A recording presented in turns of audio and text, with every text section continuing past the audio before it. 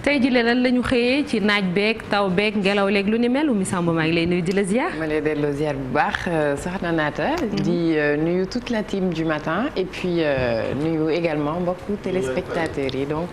jërëjëf Chérif ci fay bi jërëjëf. da ngaa bondé. dama bondé waaw Chérif daf may énervé donc on y va pour la météo du jour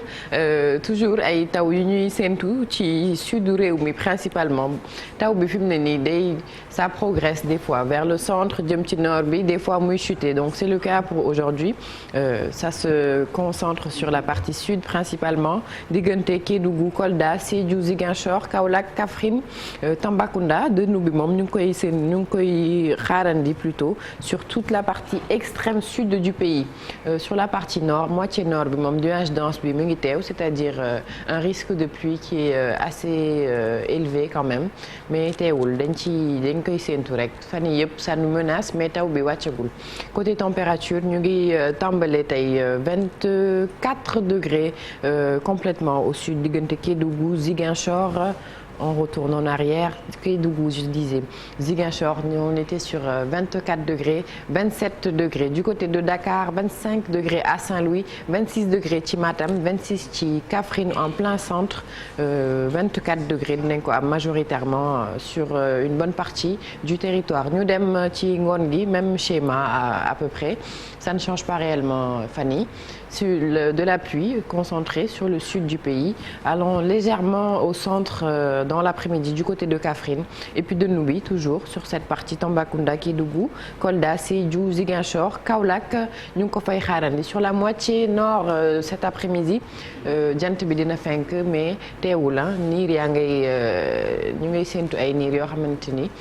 war nañ défiler ci après-midi bi côté température la plus basse se situera complètement à l'ouest ci Dakar avec 30 degrés 36 degrés dinañ ko am ci Matam 37 degrés température maximale du côté de Tambacounda 31 ci Saint-Louis au nord 34 degrés au sud diggante Kolda ainsi que Sédhiou donc on retient pour cette journée ay taw yu yamamaay on va dire ay wis-wisal lay doon ci yenn gox-goxaan yi et puis sur la moitié nord du territoire jant boo xam ne dina fenk avec quelques bandes nuageuses yu nar a doxantu de temps en temps on y va pour les marées donc la prochaine pour fi mu ne nii géej gi fees na dell dina feesaat à 19h56 marée basse prochaine fois que géej gi nar a faire ça sera pardon à 13h51 minutes et puis la bonne heure de pêche ci suba gi dañuy jàpp 9h30 entre 9h30 11h30 inchallah activité très élevée ce matin donc ñu am si yaakaar toujours et puis on n'oublie pas le GPS le gilet de sauvetage et puis la petite boussole ñu dem ak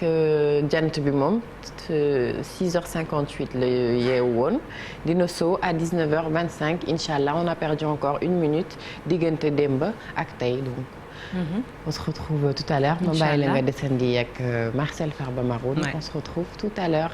inchallah merci beaucoup Oumy à tout à l'heure pour Météo Express bi léegi dañuy dalal Marcel Farba Maroun ci seen rubrique un jour un chiffre